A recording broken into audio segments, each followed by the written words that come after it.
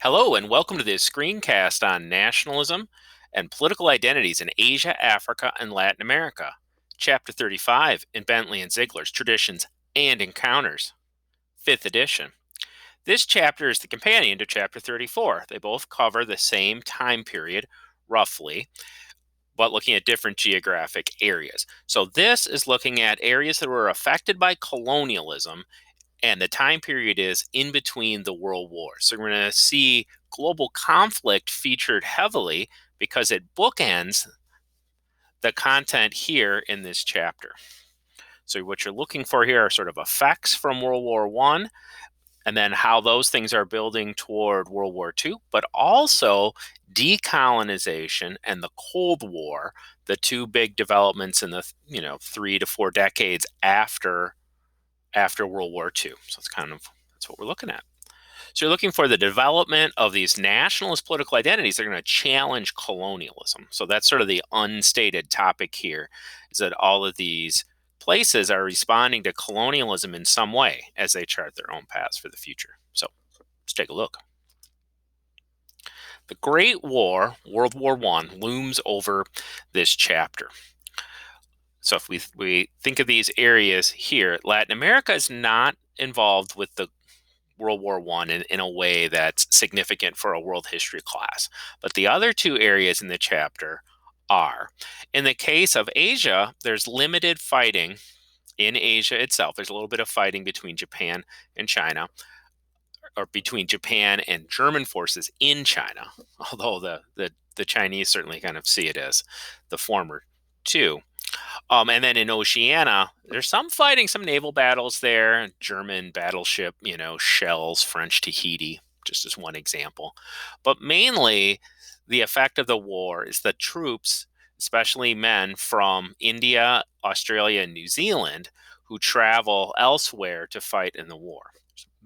Over 1 million Indian men who participate in the war, thousands of New Zealanders and Australians, including native peoples, participate in the war. And then in the case of Australia, there is expansion. Australia expands and takes territories from Germany. So that's going to involve occupation, and there will be more women involved in that as well. So we have all that's happening. But in general, the war affected those places by contributing to the fighting and elsewhere. In Africa, we have both things. There's fighting in Africa, and then there's also Africans supporting the war effort either through fighting or labor in Europe or on other fronts. Now, this image here from the textbook shows French soldiers fighting in Africa. So the men here are from French West Africa, and they're fighting somewhere in Africa itself. So the European countries that fought in the war had colonies in Africa, and there was often conflicts between them. Now, after the war, this is going to contribute to the notion of nationalism and political identities, as people who perform this military service for colonial powers elsewhere are going to become more likely to push for self-determination. So it's not full independence, but self-determination, more rights within the colony. And then eventually that's going to lead to pushes for independence. In the case of India, which you should pay attention to, there was already a significant movement for home rule before the war, and then the events during and immediately after the war in India led to many Indian politicians, including most famously Mohandas K. Gandhi, pushing for full independence. In Africa, you don't get to have that quite yet. In the first Pan-African Conference, which brings together people of African ancestry from around the world, the push is for home rule or more political rights, equal rights for Africans within the empires. So just to take a look at this picture here, these men from Senegal, then what they would want would have been the same rights as other French men, even though they weren't living in France itself. Okay? So that's the idea here. When we think about this imperialism, again, imperialism is like that's the context. That's the context for this whole chapter. At the beginning of the 20th century, as the College Board says, Europe was the dominant power. One way that you can see or think about this from a global view is that the global balance of power shifted during and then after World War One. The first two arrows show ways that European countries remained global powers. So Britain and France especially developed more influence in the Middle East as they had mandates. So parts of the Ottoman Empire didn't become fully independent. Like Iraq, for instance, was a mandate of Britain.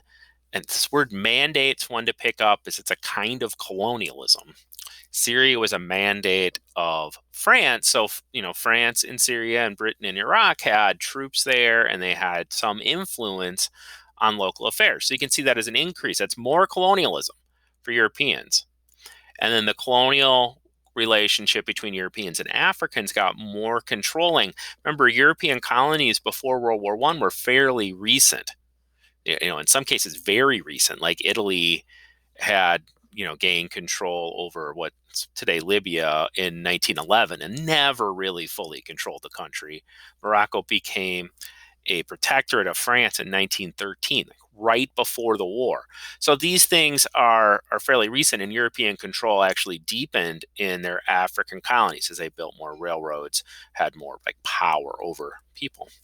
So you have those things. So that's European dominance stays the same. But outside of the Middle East and Africa, what you're going to see is declining European influences. The US and Japan became more important imperialist powers. So the resources that Europeans expended, slaughtering each other, quite frankly, in World War I are going to diminish their ability to control too many other places. And in the case of places like Latin America, if you think about this from a capitalist perspective, a lot of European capital, like a lot of British capital, went into fighting the war. And so while that's happening, American capital, American banks and businesses are taking over markets and making investments throughout Latin America. And that never switches back to the way it had been. So the US dollar literally becomes more important in Latin America during and after World War I. So the global balance of power is starting to shift toward the United States and toward Japan. And the US, of course, will maintain that through World War II, whereas Japan will have a dip and then they'll come back after World War II. Okay. So I've been kind of hinting at this. We're going to see these emerging identities of anti-imperialism. This is from a poster in the Portuguese colony of Mozambique in southeastern Africa. So one form of this will be nationalism. Take nationalism. Woodrow Wilson in 1919, before 1919, like 1917, 1918, Woodrow Wilson's rhetoric about what he wanted the post-war world to look like, meaning after World War I, spawned the phrase self-determination. Now, or maybe that's a word because it's hyphenated, phrase or word. Wilson never literally said self-determination. That's a way that people summarize what he was saying, and he embraced that. So it's one of those things. It's not exactly what he said, but it's kind of what he meant.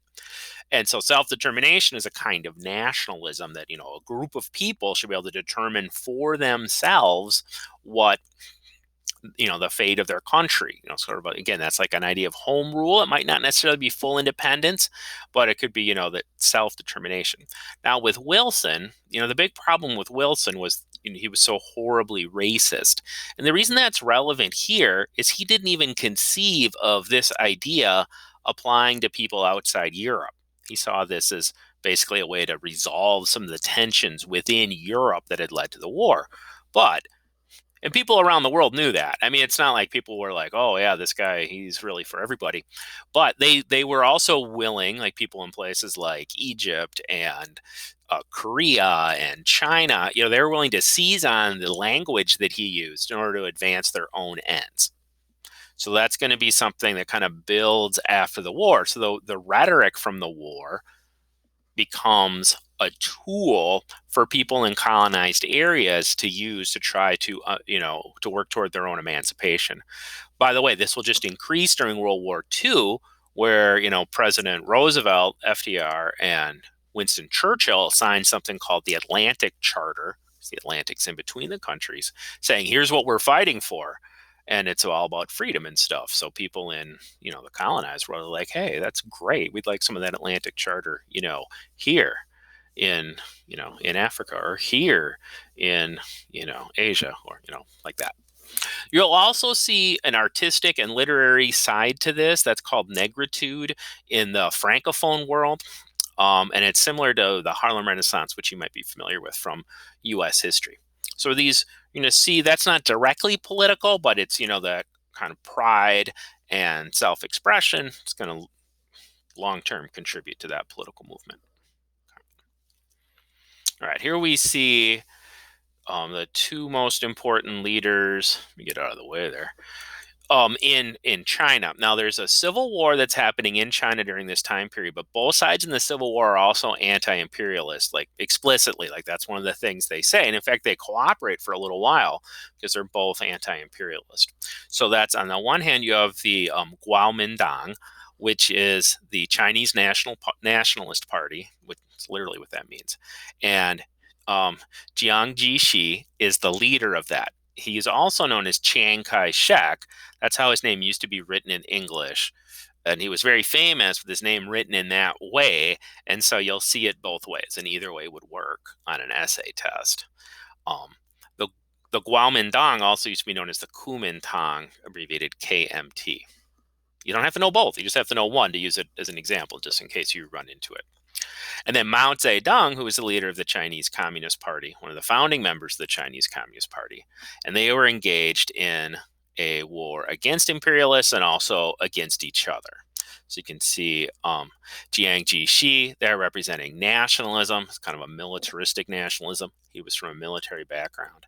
And Mao Zedong, as a communist, trying, dressing like a working person, in this case, kind of a peasant's outfit.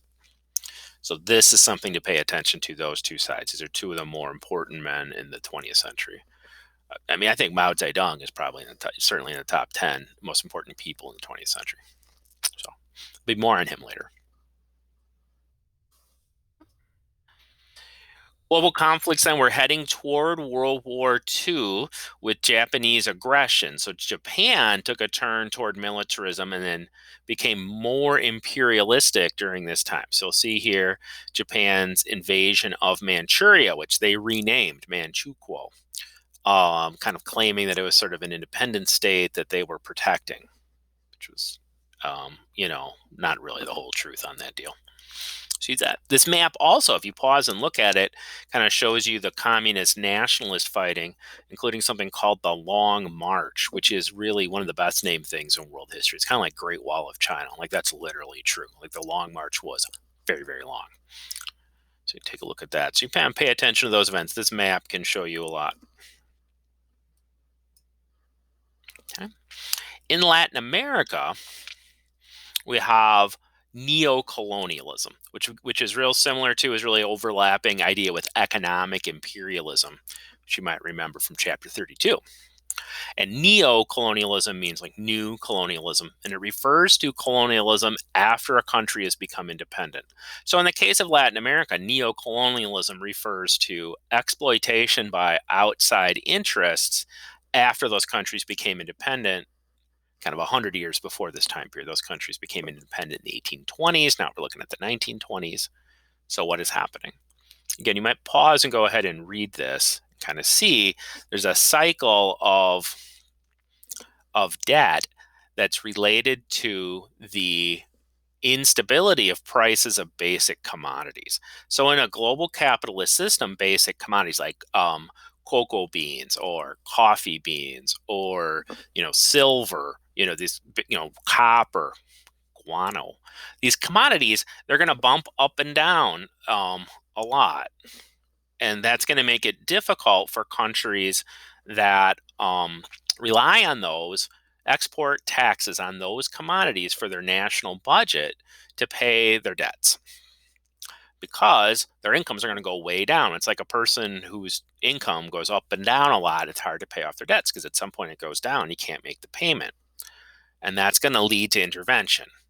The U.S. military is going to be protecting American businesses and capital. This is capitalism, which you call the political economy. And that's going to be a way that Latin America is vulnerable to intervention, both exploitation by foreign capital and then literal occupation by U.S. military forces. The third key concept in this time period is about new conceptualizations of the economy, society, and culture. So one piece of that is international institutions, and the League of Nations famously fails to prevent World War II. And here we see an example of that. Japan invaded Manchuria in 1931. League of Nations condemned that. Japan simply left the League. Now, I certainly do not feel like the Japanese invasion of Manchuria was justified in any way, and I am not justifying it. It is worth noting that at the peace negotiations in Paris in 1919, Japan had proposed a racial non-discrimination clause for the League of Nations Charter, which was rejected by the United States and Australia. And so when this happens, the Japanese diplomats are able to claim, other countries have colonies. We're just getting our own colony here. And this is an example of that kind of discrimination. And so you could see why that argument would have a little bit of pull. Of course, from the Chinese perspective, it's like nonsense because they're being invaded by Japan. So part of the whole deal there. But the League of Nations then, of course, fails to keep the peace in East Asia. Okay, and then finally, if we're going to take a look at this key concept also relates to the role of the state in the domestic economy. So that's a phrase there to kind of keep in mind. The domestic economy means inside of a country. So again, looking at Latin America, the book briefly mentions this, but it's worth kind of pausing on. The person you see in this mural here is Lazaro Cardenas, and he was a popular president of Mexico through the 1930s. What this mural shows is him signing land reform legislation that fulfilled one of the promises of the Mexican Revolution, which was to take land from wealthy families that had held it since colonial times and to break some of that up and give it to poorer farming families like the people in the picture. You can see the muralist very much approves of this. And Cardenas was very popular. Cardenas was also president when Mexico nationalized the oil interests. That there's a lot of oil in Mexico, and that was mostly being drilled and pumped and exported by foreign companies. And in the 30s, the government of Mexico nationalized that, and that's a term. They nationalized it, meaning they made it national property. They took it over, and they offered compensation. And the oil companies then they didn't like that because the Mexican government offered them the value that they had been placing on their companies on their holdings there for tax purposes for years. So they'd been essentially cheating on their taxes, like underpaying the Mexican government in taxes for decades. And so then the Cardenas essentially calls their bluff and says, well, if you say this property is only worth, the equivalent of $24 million, well, then that's how much I'm going to give you for it, or our government will give you in exchange. We're going to take it over. We're going to pay you for it. And the companies are like, no, it's actually worth more than 10 times that. And it's not what it says here on your taxes. So dicey like that. But that's an increase. What that's an example of is an increased role of the state in the domestic economy. So then you have a state-owned, state-run oil company in Mexico. Okay, so there's a real variety of things that are happening here, but really nationalism, this growing nationalism, is the big theme in the face of colonialism of all kinds. It's the big theme that you see across all the concepts here in the chapter. So I hope you've enjoyed this, and I look forward to seeing you next time for chapter 36.